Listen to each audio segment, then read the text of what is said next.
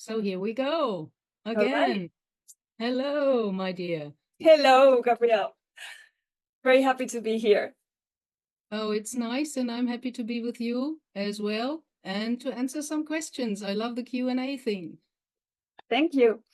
So, okay, I'll start with the first question. Do we hold karma among or after our past lives?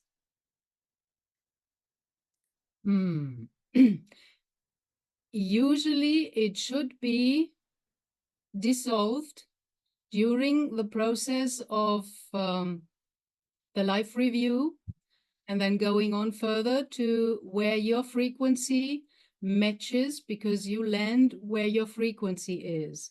So if somebody thinks of a Christian heaven, he will probably encounter that, although that to me not is the real heaven, because that's kind of still, religion is, we have Islam, we have the Hebrew, the Judaism and all this. So usually people land where they believe in, and then in there they also have a learning process and find out, well, this is just a very narrow viewpoint, and the divine is all including. So usually it should be dissolved, but sometimes if some of the lessons that a soul took on for a lifetime weren't working out well or weren't really solved, then you have some kind of overlap. And this can carry on into the next life where you continue with your lessons. If you kind of like in school, if you're not matching the lessons, then you have to repeat the class. So some souls have to repeat some things they didn't get in the life before that. Mm-hmm. But how about in those past lives where we have been bad people, we have harmed many people, and or we kill? Do we have to pay off that harm in the future lives?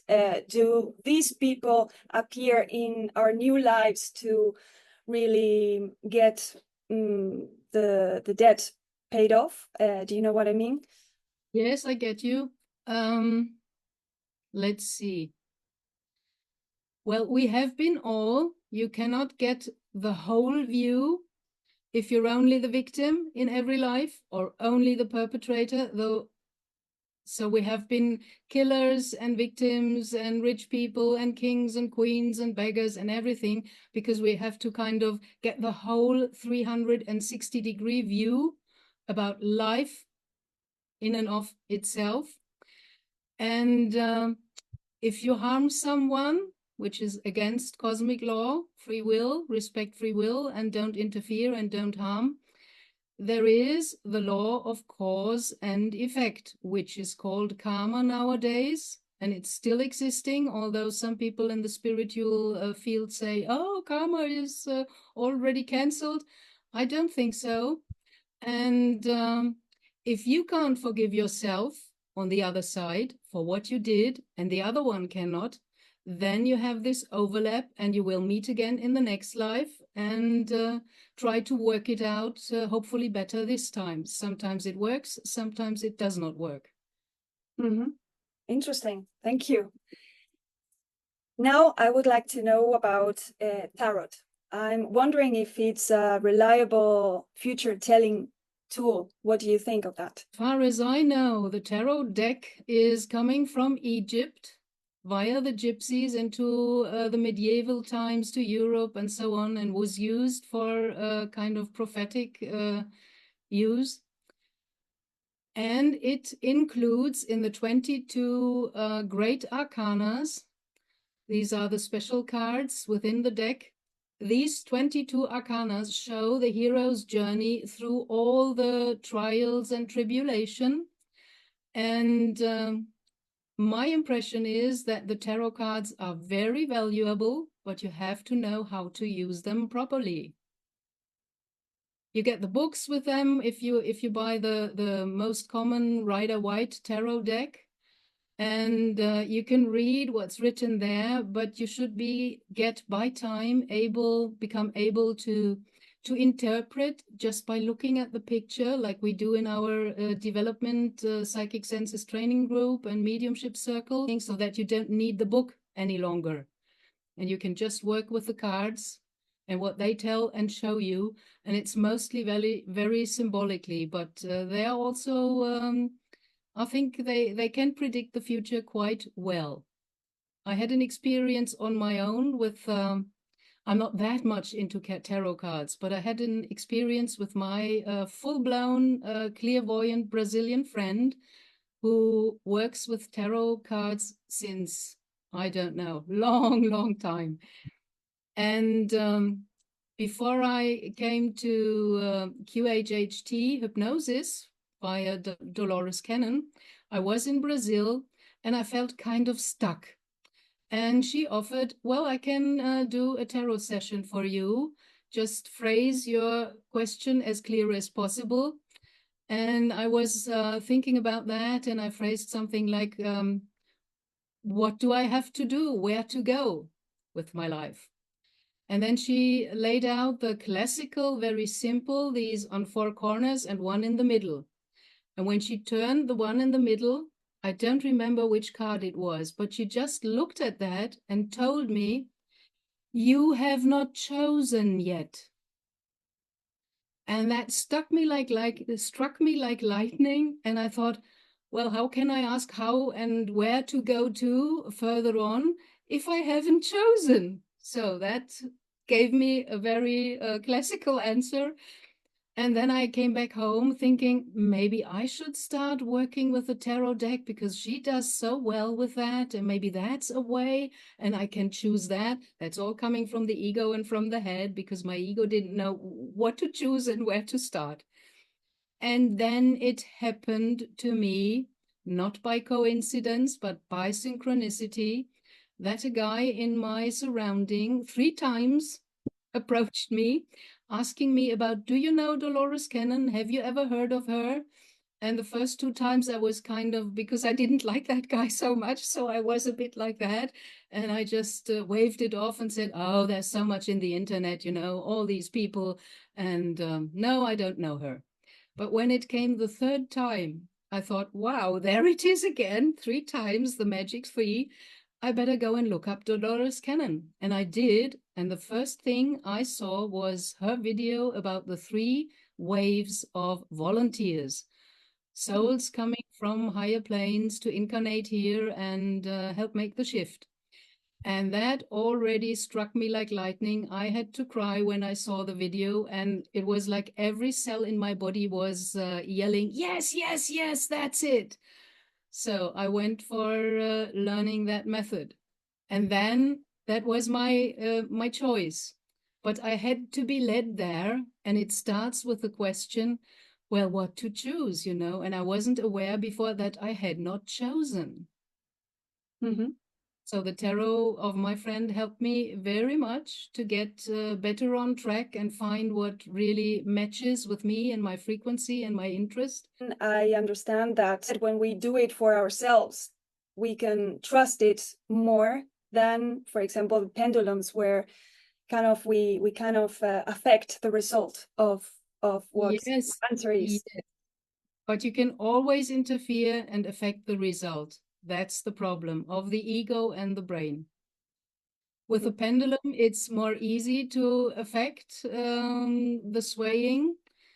When you go to a tarot reader, you have to kind of believe or assume that this one is kind of pure and not mixing in his own interpretations. So, and again, there is the possibility of interference and misinterpretation.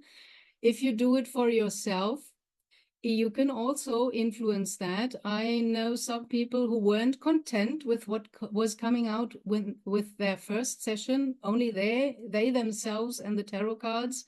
So they did it again and again and again, and out came only nonsense. Because if you abuse it, it kind of closes off. And that's it. So you got to prepare yourself before that to be really open-minded and neutral and accept what is coming. Fight against it, and you don't like the answer, you're already interfering. That makes sense. That makes sense. However, when we are looking for an answer on the future, I'm always wondering whether our future is already defined, whether there are some facts that will happen in the future, no matter what you do. It's going to happen. You're going to marry at age whatever, you're going to have children, or you're going to travel, or you're going to lose your job, whatever. Do you think do you think the future is set already? It is not. Okay. It is not. It is, as Spirit told me, and I think the quantum guys also say the same, it is a field of probabilities and possibilities, and it is kind of neutral 50-50. So past choices may influence that to 60-40 or however, and your present choices as well. But it depends. The soul is choosing before the incarnation, according to its own life plan, what it wants to learn and to accomplish, and it's choosing by events. So certain what's are going to happen, but there is total free will in how you deal it and how it will play out. You can reject a marriage, you can marry and then divorce, or you can marry and arrange with the other one and come along good. So there are always various possibilities. Does that help you further? Yes, I understand. That makes sense, because I'm thinking of those cases where tarot tells you that something will happen, and then something doesn't happen because you have done something else, you have moved in a different direction. So in that sense, tarot can be a bit kind of misleading in a way. No, that way. It's not misleading, because you know, the thing is, which is hard to fathom for us with our human perception, time does not exist. It's an illusion. Mm-hmm. We live in this construct with past and present and future, but there is only the here and now moment where the dice are falling according to your choice. So it's really depending. You cannot, the timeline might change just because you are conscious of a special fact. I think I mentioned in one of my videos the story of Rudolf Steiner, the founder of the Anthroposophic Society.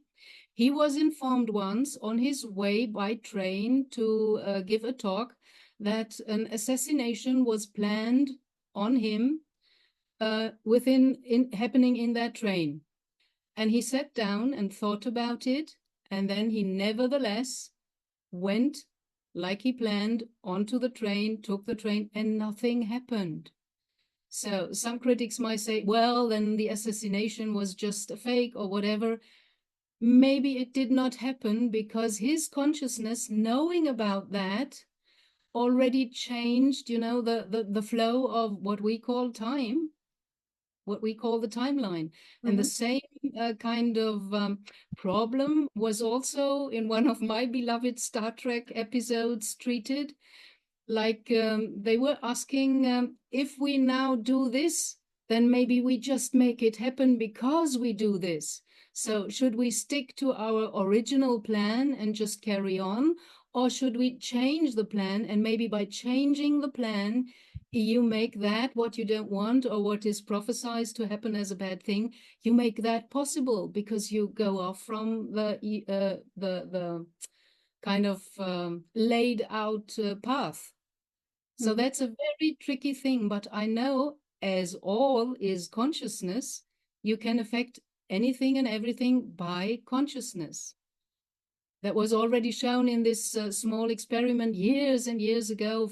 I think it was some monks from Tibet who traveled through the US and stayed for 1 week in various cities and just sat there for 1 week meditating for peace and reducing criminality and things like that. And when they left, the statistics showed that because of their conscious meditation and focusing their energy and consciousness upon peace and harmony and things going smooth, the rate of criminality was going down. So with our consciousness, we can affect so much. If half of the world would come together, even online, and meditate upon peace on earth, we can create it. We all together can change everything. We are co-creators, not from the ego point of view, but from the point of our divine soul that has all this potential. So interesting. We're more powerful than we think, right? Yes, we are. May I tell a little anecdote? Of course, please. There was this not very well-known UFO crash accident in Brazil, in a town called Virginia.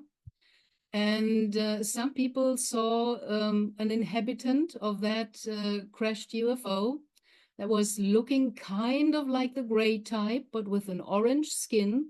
And that being, shortly before it was caught by the authorities, was crying like a baby in fear of what the humans would do to it, because usually we put them in the lab and dissect them or whatever, or hand them over to our overlords, and what they do with them, I don't even want to know, although I know.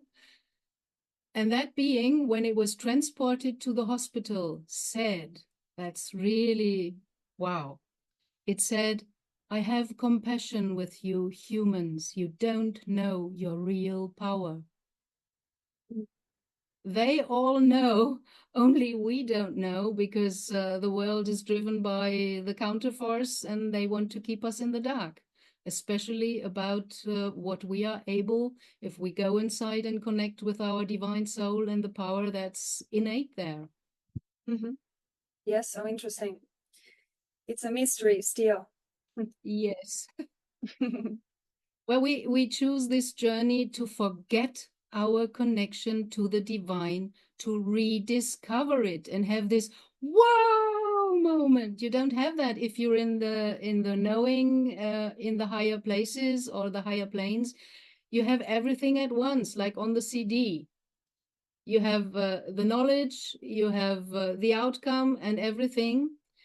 And only if you go into the material and you use time to go through a process, then you can rediscover it, and then you can find out this and that, and after that comes that, So the process is really a very valuable thing, although most people here on earth are only looking at the outcome and they want the goal and my house, my boat, my car, my whatever, materialism.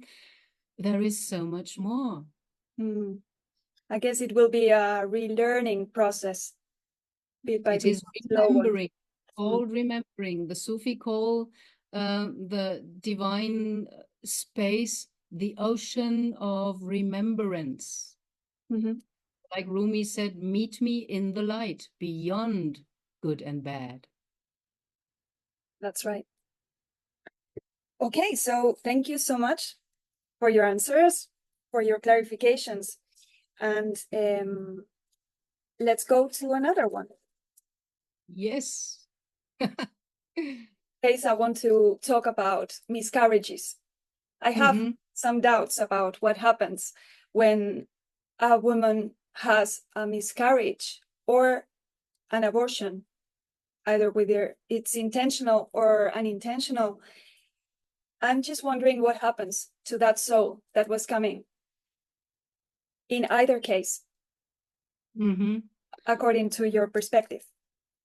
Yes, I can understand that, but that's very human perspective. And I know that spirit world and the souls beyond the veil have a very different perspective. They come from the higher perspective of the soul. So to them, it's not a horror to be 5 weeks in a mother's womb and then get kicked out by an abortion. They know that beforehand. And despite all of that, they choose 5 weeks within the womb because that's still an experience. And it doesn't even matter whether the woman wants that baby or already knows that she's pregnant or does not want it. I mean, I really have to draw my hat in front of souls choosing an experience that I, from my human experience, would not choose, like being kicked out, you know, being aborted. But they don't view it like that. And I have an example. I've been to family constellations very, very often. First, to constellate my own stuff, my own family of origin, and understand that better. And then later, I carried on going there as a representative for others who want to constellate their family and their problems, whatever they were dealing with, and playing the role of the representative for whatever, whomever. You don't know that because they don't have to speak it out what you are or whom you are representing. And I had an experience where a young woman constellated a few people, 2 or 3, in the middle of the room, and they were all together, you know, like clinging together. It was a young woman and a young man she chose, and she did not tell us what she was constellating, and you don't have to. And when I, as kind of a medium, was looking at that, I already got pictures and ideas. And I had the feeling these are aborted children she did not want to have because of whatever. I'm not judging. And then, without saying anything, suddenly the young woman who was constellated in the middle of the room, she opened her mouth and she said to the woman constellating this thing, she said, "Don't worry. I knew there is no space for me, but I came nevertheless. So thank you." And I was curious. So after the constellation, I went to that woman and I asked her, because I wanted to get my perception as a medium confirmed, more or less. I asked her, "Were these two you constellated aborted children?" And she looked at me, "How do you know that?" And I said, "Sorry, I'm a medium. I got some pictures and impressions." And she said, "Yes, they were."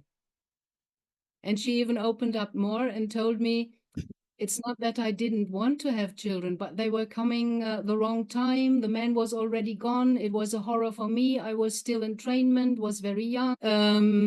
It wasn't that she was rejecting the children. She had no chance. She didn't want her parents to know about that. She was still at the university, had no chance to be a single mother then, or did not want that. And the men, the fathers, were already gone. That was just a short kind of intermezzo or something like that. So she decided, "I don't want that child now." And she had no problem, she said, at that time, because for her, she was kind of in the mindset, if I want children, then I'm open to it, and then it should happen that I get pregnant. But if I don't want it and it happens, so there's a kind of a mismatch already. And she allowed herself to abort the children and had no problems, no psychological problems. But later on, when she became more spiritually interested, that's why she went to the family constellation. She thought, "Oh my God, what have I done? You know, I kicked a soul that wanted to incarnate just in the ass and threw him or her out." And that's why she constellated these 2 aborted pregnancies. And she was really baffled by the answer of this young woman that relieved her from all the stress and told her, "I knew there was no space for me and for the other one. We're okay with that, no problem. Just be okay with that. We knew it beforehand." And I think no one else in the room knew what it was about, only me, because I could use my mediumship senses and I got pictures, wanting it or not, I got them. So because I was curious, I went after the constellation and asked her, and she was willing and friendly enough to tell me a little bit more of the story, which only confirmed what I had watched and noticed and perceived, and what was my mindset up to that time about souls and what they choose. I mean, from the human perspective, you think, I wouldn't choose to incarnate into a woman's womb and then get kicked out after a few months or weeks or so, but a soul will do that. You know, I had the same thing happening with um, a niece, which I had not that much contact. It was the niece of my sister-in-law. And I was sitting one Sunday in my living room, just doing nothing, enjoying myself. Suddenly the phone rang. She was on the phone, my sister-in-law, and she told me, I'm with my niece and her 8 weeks old baby. We're sitting in the emergency car, rushing to the hospital. The baby already had 2 times, how do you call that? When the breath stands still. So they had to reanimate with air. And she asked me, because she knew I was a medium and had no problem with that, and she knew that I can give healing energy. She asked me, please, can you send healing energy? And I said, of course I will. And I put down the phone.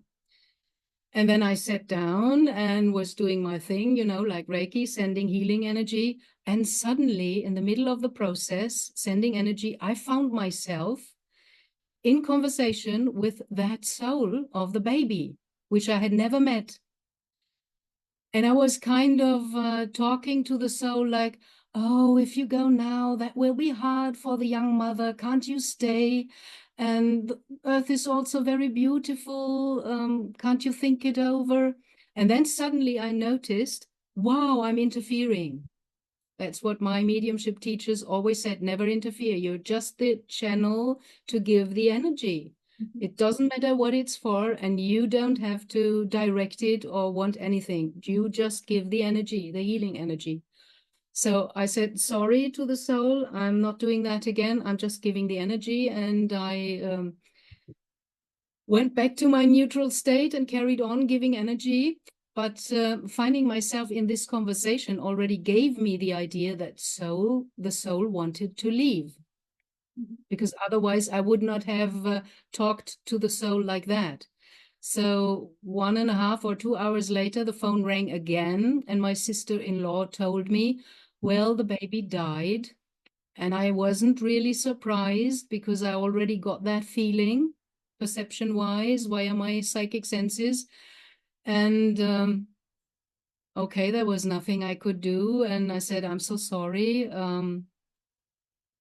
What can I do? And she said, well, nothing at the moment. And luckily, the same evening, I had my development circle. And the thing was still working within me because my ego was thinking, oh, I'm not good enough.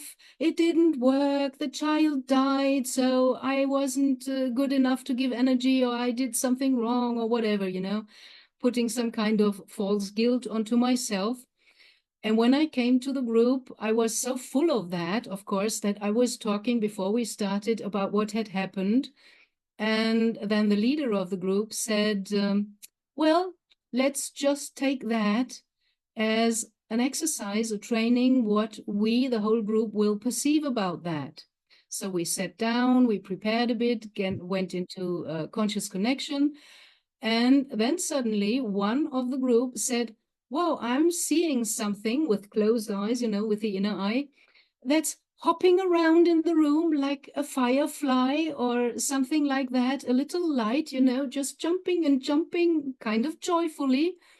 And when she said that, I kind of inside of me with my inner eye, I looked into the direction where she had pointed. There in the corner, there is this firefly jumping around, or will-o'-the-wisp, something like that. And when I looked at that little light jumping around, it suddenly made whoosh, and there was a big, wonderful, beautiful angel standing in the corner of the room. And the angel bowed to me and said, thank you for your healing energy that allowed me to leave easily. And I started crying because that's a kind of a viewpoint I could not have with my ego at that moment. And I was so happy that I didn't do anything wrong, and even helped to cross over more easily. And the soul continued to tell me, it said, I knew that it would be a short life, but 9 months full of love in the womb of this young mother, and the short time I was alive as a baby was enough for me to finish my cycle. That was all I needed. So that would not have been a long life anyway. And that they choose something like that from the soul's perspective, wow, that's really high above the human kind of viewpoint. And I was so relieved. And the soul asked me, maybe you can tell that to the young mother one day. Well, I tried, but she wasn't open. She was very, normal person, not thinking about that. And she didn't want to hear that. And I was kind of the weird auntie with her woo-woo thoughts, the medium, the crazy one. I tried to give the message to her, but she wasn't open. So I just left it where it was, and she found another way via psychology to deal with the loss she experienced as a young mother. And she made kind of a little wish tree. Somebody gifted her a little tree like a bonsai, and she put a lot of little letters on there, what she would have wished for the baby to be in this life, or have a safe journey wherever you are. She put all her love then onto that tree, and that was a kind of ritual that helped her to overcome the loss of her baby. Mm-hmm. Yes, that comes to another question I had in relation to this, because I was wondering whether there is always a wound or some kind of energy blockage after one of these situations happen, from the physical perspective, from the mother who stays here with all the pain, whatever the situation is. Well, maybe it's always good to provide some energy or to heal afterwards that type of some kind of energy blockage. What do you think of that? Well, from the human perspective, we see it as a loss. From the soul's perspective, it's a gain. Like they say in the spiritual world, what you think is loss, for the spirit, it's a gain. And I think usually a soul does not have problems to cross over. But if you give energy and good thoughts and wish a safe journey and good homecoming into beyond the veil or whatever, or give healing energy if you know how to do that, that is helping to cross over even more easily. But the human perspective is that of loss. And if we can't integrate that there is more than just this body and this life, that there is a soul that kind of gives life to the body and is animating the body, that's already a little bit more a broad horizon viewpoint and a little bit a higher viewpoint than just the human viewpoint. And that can help, I think, to understand that, well, it is like that. 99% of the universe is so-called invisible matter. So, and only 1% is really matter, Mm. So we're here in this body just such a short time, and most of the real life is happening on the other planes, beyond the veil, in other realms or densities. So for this little thing, these 80 years or maybe 8 months or 8 weeks of life, we make a real big ado, and we put all our moral and ethical BS and belief systems and whatever onto that. But for the soul, this is just not existent. They don't think like that. They don't feel and act like that. To them, it's just experience. And the funny thing, another anecdote of an experience, I had a client, a mother, with a grown-up daughter, and the daughter had just got a child, and she was wondering, as the grandma, why she was so into that child, And then she told me, I lost one child in pregnancy, and as kind of trial to overcome this loss and all the suffering that she created from that, not knowing that the soul does not have this viewpoint, she even manifested a cyst on her womb, which is kind of symbolically trying to bring back the baby or create something that's growing there more as an replacement of the soul or the baby she lost.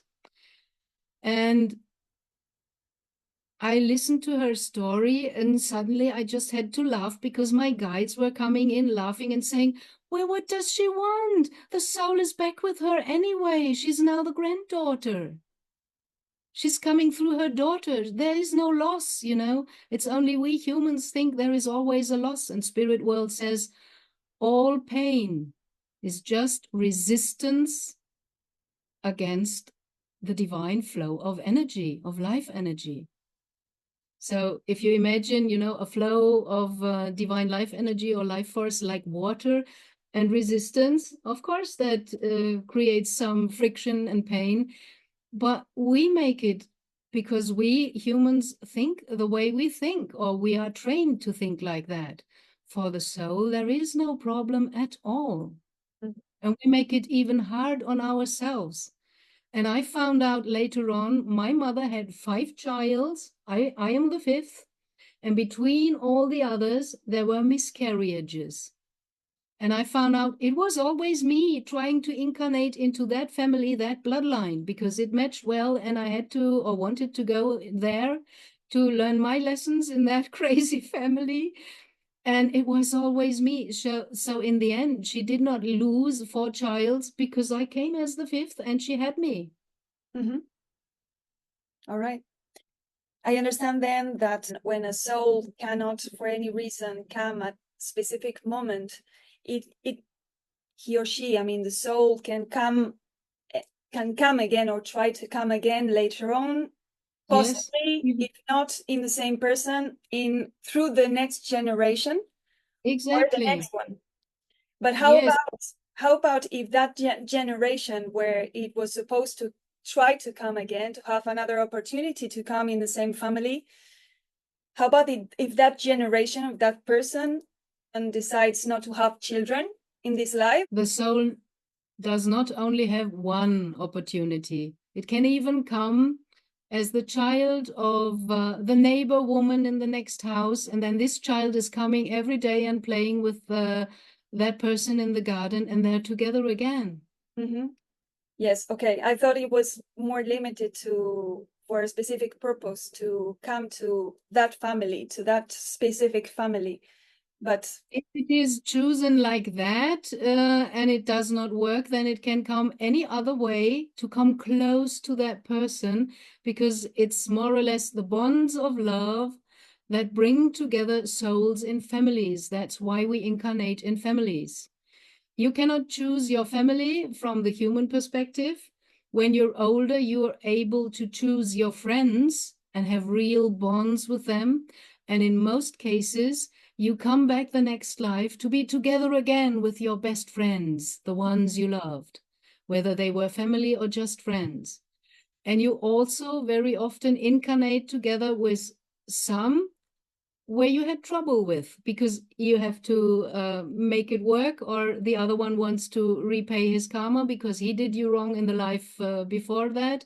So you not only have in families kind of befriended souls and souls that loved each other incarnate together again in the bonds of the family field, you also might have an enemy sitting right in the middle of that family, and that's the weird auntie or the uncle that's always disturbing everyone and no one comes along with him.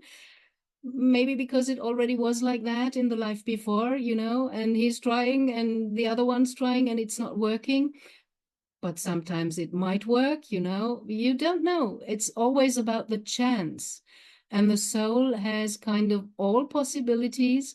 And if they want to go to a special bloodline to get a special genetic, then they will try. And if that's not possible, they can come as the neighbor's child and they come close with you.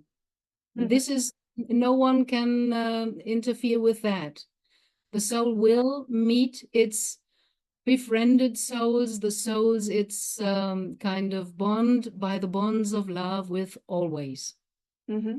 And could it be possible for that soul to come instead as a pet? Also, yes. Very well, good idea. Yes, that's possible. Mm-hmm. And it's not a regression. Some people say You can only kind of walk further on, you know, progressively. So you will never regrade. Is that the right word? You will never go back and be less than a human and just come back as a pet. Less as a human does not exist, you know, as the let's say the extraterrestrial are our older brothers. So the animals are our younger brothers. They have consciousness, they have a soul. Animals have a soul, and usually if they're not too close with people, they have the group soul. And if they have a relationship with a human, they start the individuation process to kind of get special traits, you know, their own little character and flaws and things like that. Because the next step for them is usually, but there's always exceptions, is to step on that piece of the ladder where we are now standing as humans, and we have to free that part for them to step on, because for us, it's the next step for us to ascend and make space for the ones who come after us. Mm-hmm. Does that explain what you wanted to know? Yes, thank you. Perfectly. And following that issue, that's a topic about souls, when do you think a soul enters the body? I'm not quite sure about that. As far as I know, it does not have to be in the body all the time during pregnancy or from the moment of conception. I had this memory as 3-year-old. I was sitting in the living room with my parents and siblings, and as if the soul had just kicked in, I was looking around and thinking, what am I doing here with these people? You know? And I met some other people who had the same experience and similar memories. And I even had a friend years ago who said she found out in regression therapy, a kind of hypnosis, that she was present at the moment of conception, and she was looking at her parents, especially at her father. Mm-hmm. So I think that you have, as a soul, from the perspective of the soul, you have the opportunity to choose your parents, and then you go and have a look at them from time to time to make your choice, this couple or the other one, maybe in China or in the US or wherever. And they can very well be present at the moment of conception. And while the fetus is growing in the womb, they go in and out. And my knowledge up to now, that might change tomorrow or the day after tomorrow, is that when the fontanella closes, then they have to stay in the body totally. But they can go out every night, as we are traveling every night through all the dimensions with our soul while the body is in the bed sleeping. So because the Tibetans, they have special death rituals, they say that the soul is also leaving through this part of the head. So it makes sense to me that in a little growing toddler, the fontanella isn't yet closed, and it takes a few years, I think, 2 or 3, until it really closes firmly. And that's, for me, in my understanding from today, the point where it has to really connect and stay in the body. Mm-hmm. But before that, it can go in and out, and the body is not dying when your soul is traveling at night, you know, and leaves the body 8 hours or so alone in the bed. So with the child, that's a working organism, just like biology, and it can go in and out, and that does not harm the body. It does not have to stay every minute of every day, you know. It can go in and out. And with little children, it's doing that very often. Because when I was several times in the so-called beyond, and that what the English spiritualists call the summerland, because it's so beautiful. It's always sunny there, always flowers at their, highest blossom. I never saw a dried leaf there or a withering flower. It's always the best, perfect kind of eternal state. I saw a lot of children there. playing with pets and running around. And you even see the lion playing there with the lamb because they feed off of light energy, so they don't eat each other, like here in this material world. And I was thinking, wow, are these all dead children? And then one of the children came running towards me and said, no, I'm just having my afternoon nap. And I thought, wow, because they are not so much in the head like we grown-ups. They still intuitively know how to go to the happy place, to the summer land, you know, where eternal beauty is. And they can be with whomever, the grandpa and grandma they never came to know in this life, in this body. So they still know how to go there. And whenever they take a nap or they're sleeping or dreaming, daydreaming, or maybe playing in the garden, totally forgetful of themselves, they go there. They go to the happy place. And many children tell stories of that, you know, and have remembrance of that and memories. Wow. So interesting. Yes, they keep the links, right, to the other side. We spend more time there than here. Yeah. This is the dream. That's why it's called awakening. And we think this is real, and everybody tells us this is the real world, you know, you have to pay tax and all that stuff. Alone the fact that you have to maintain everything here because it withers, and you have to do repair work and cut your nails and your hair and mow the lawn, that alone should tell you that this is not the real world. Because it is said in nearly every spiritual tradition that in the spirit world, everything is eternal. It's in its highest potential, no withering flowers, no leaves dried and falling from the tree. So we spend much more time there than here. And this is really the dream.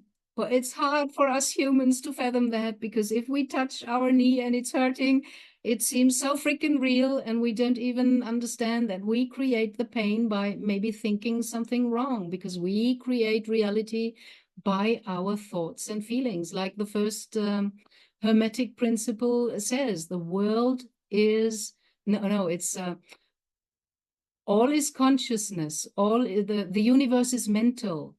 So it starts here. What are we thinking? What did society, kindergarten, our parents, knowingly or not, willingly or not, put into our head? And we're so used to think negatively or bad or judge about ourselves, about others. So we're producing a lot of negative energy and creating by that negative circumstances. Mm-hmm. And we're not aware of that. That's the problem. If more people knew that, I start to understand now where one of the sides of Yeshua, the Christ, is, my people get lost because of lack of knowledge. Mm-hmm. We don't know how it really works, that we are souls in a body. We are more spirit than material.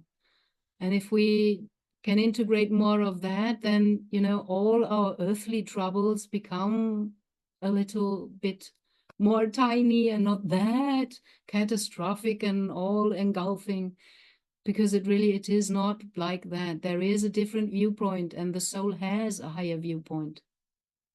Takes a bit of time. It's not that easy, but it took me 67 years to find that out.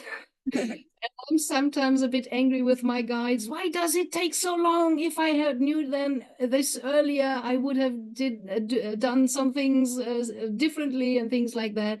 And they always only grin and smile at me and say, yes, but you choose this journey. You wanted it like that. Okay. No one ever showed me the contract of my soul. It's written in etheric letters, so I can't see it. But, you know, after an experience, even a bad one, as we call it, afterwards, you're always wiser, and you suddenly understand, oh, but that brought me to where I am now, and I wouldn't like to go back. So I needed this experience, because when it hurts, you stop. You start to question, why does this happen to me? And the better question would be, what does this want to show me? What is it telling me? Because it's just a catalyst. Every experience is kind of a catalyst. And if the message is delivered, the symptom can go, whatever it is, you know. A problem with the neighbor or a hurting knee, if you get the message and ask your knee or ask inside, what does it want to show and to tell me, and you understand it and get the message, then the problem can dissolve. It's no longer necessary to show you something. Mm-hmm. We start fighting against it, and then we go to the doctor and have this kind of consumer mentality trained upon us. Just give me a pill, make it go away, without at least one inner step and a little inner effort. Nothing will ever solve. That's why free will kind of wants you to make a choice and say, yes, I want this, and to another thing, no, I don't want that. That's also a choice. Free will also means the right to say no to what you don't want. Mm-hmm. And sometimes to take the lesson and integrate it. Exactly. And this integrating is so difficult for us little humans with our little heads, you know. Sometimes it's really hard. I know. Everything is around our heads, and we will start to really understand things better. And as you say, remember. Yes. So last question. Oh, already? Really?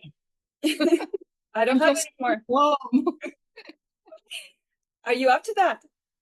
Yes, I love it. Yes, okay.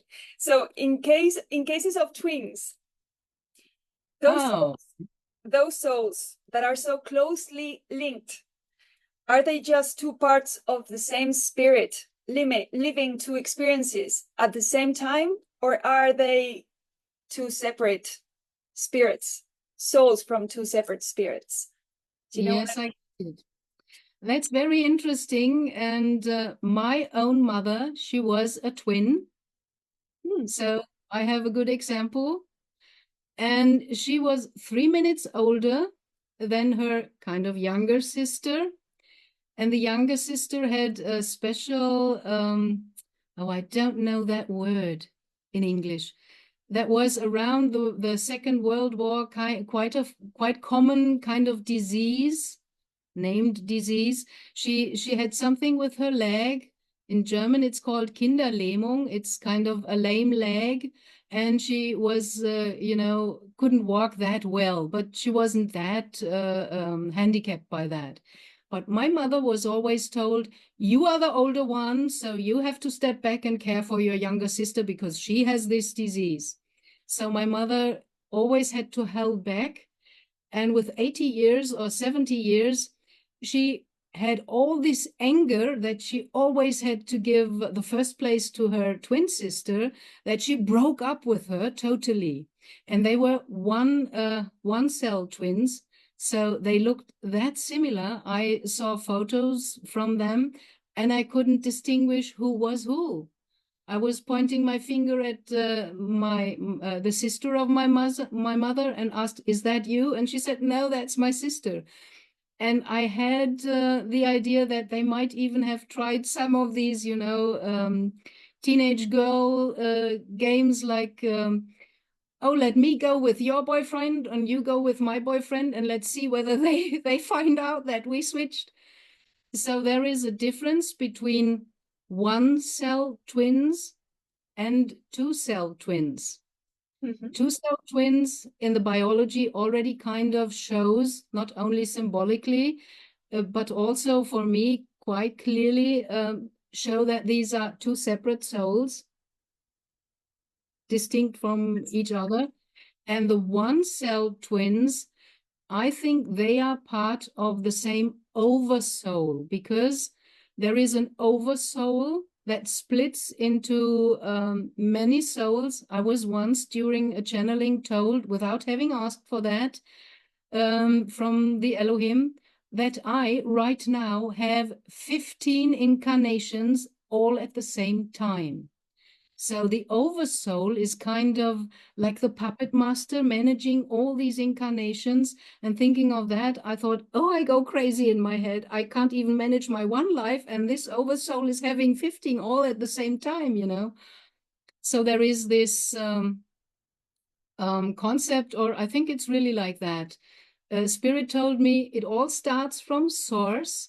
Source made the first split of course, into polarity, male and female, you can say, or positive or negative.